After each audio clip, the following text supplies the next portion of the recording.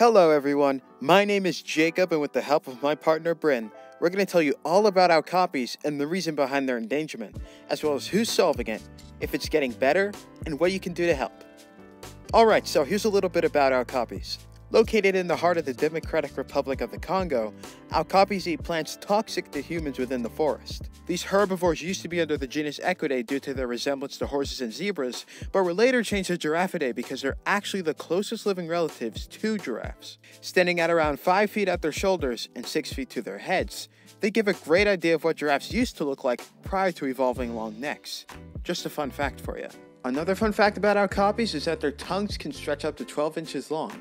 That may seem like a lot, but scientifically speaking, it helps reinforce its relationships with the giraffe, since their tongues can reach up to 20 inches long.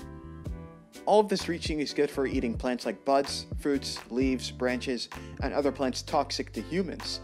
In fact, okapis eat around 60 leaves a day.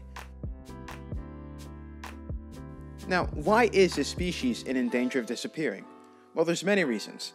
Hunting and poaching of the small population for meat trade and skins, human influence, like habitat loss. There's even the threat of armed conflict. For example, in 2012, there was an attack on a reserve they found out okapis, aka RFO headquarters. 7 people and all 14 okapis in managed care were killed. Still, the okapi have a very acute hearing and smell, which makes them a very rare sight to see in the forest, and even harder to keep track of. In fact, they use their stripes to camouflage. Still, the world population of okapi is around 22,000. Now you may be wondering, why are these numbers dwindling so low? I mean, in that many years, the okapi went down that fast? Well, there's a big explanation for this: deforestation in the African forests. You see, the okapi can only be found in a small country in the middle of Africa. The African forests, mainly concentrated in the Democratic Republic of the Congo, have been named the second lungs of the world by many. The DRC has millions of hectares of forest. 1 hectare is about 2.5 acres. The size of your whole yard is probably half an acre. This means tons and tons of acres of forest, more than the size of Alaska. Wow. According to the Food and Agriculture Organization of the United Nations, about 44 to 68% of the DRC is forested. Almost 90% of deforestation in the DRC is illegal, and 100% of it is harmful. As the data shows, there's a lot of forest loss happening over the years. Now, if okapis went extinct, it would be devastating for the people of the DRC. Okapis are a symbol of their diversity, and are a symbol of the Institute in Congo for Conservation of Nature. Losing the okapis would be like losing a living fossil that has been on Earth for 7 million years, and the only living relative of the giraffe. It would be a very disappointing moment in human history. Losing okapis would have bad ecological consequences too. The okapi keep the grasses populations in check, and the jungle cats feed on them. Okapis also consume toxic leaves, fruits, and fungi, as I stated before.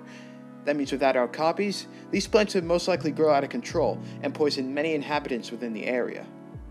One of the predators of okapis are leopards, and another being humans. Humans are actually the main predator of okapis. As stated on animaldiversity.org, indigenous pygmies are hunter-gatherers that will set traps in the foraging areas of okapis to trap them. Luckily, the website states that this is not too common of an occurrence since pygmies mostly eat smaller animals. Of course, hunting is now illegal. However, humans do cut down the trees and other plants that okapis use as food and shelter. And as stated in marylandzoo.org, the species is threatened by habitat loss. The Okapi Wildlife Reserve, a World Heritage Site that covers approximately 20% of the Ituri rainforest, is a protected reserve where many okapi live. However, civil unrest in the DRC and its neighboring countries of Sudan and Uganda have made it virtually impossible to enforce wildlife protection laws in this and other reserves. That means that efforts to protect the okapis are there, it is just a lot harder to bring up their numbers due to political conflict within their habitat. Now, who are the ones putting effort to protect okapis? Well, there's the Okapi Conservation Project, or the OCP, which works in the DRC to protect the habitat of the endangered okapi and indigenous Mutubi pygmies living in the Okapi Wildlife Reserve.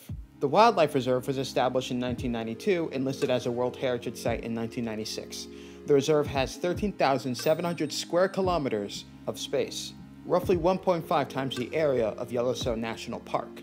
As stated on the OCP official website, By introducing alternative crops, trees, fruits, vegetables, and better farming methods and technologies, the program makes villagers' lives less volatile, healthier, and in many cases, more prosperous. As stated, the OCP works to introduce alternative crops for farming, not only benefiting the villagers, but also the natural environment and plants that grow there. That means the Okapis won't have their food stolen. Now, how are their efforts doing? Are they making a difference? Well, as data shows, the Okapi population is still going down over the years, at 22,000 today. Still, there are Okapi in captivity, and there are other ways you can help. One thing you can do is donate to the Okapi Conservation Project with the link right here. I'll wait a second so you can type that one in. Okay, and anyone can help the Okapi by limiting paper use to ease the stress of tree cutting, informing friends and family about the Okapi, or visiting or supporting a zoo that holds Okapi. Thank you for watching, and shout out to my partner Brynn for helping me out with collecting all this data and information. Hopefully you guys learned something new about Okapis, and I'll see you next time.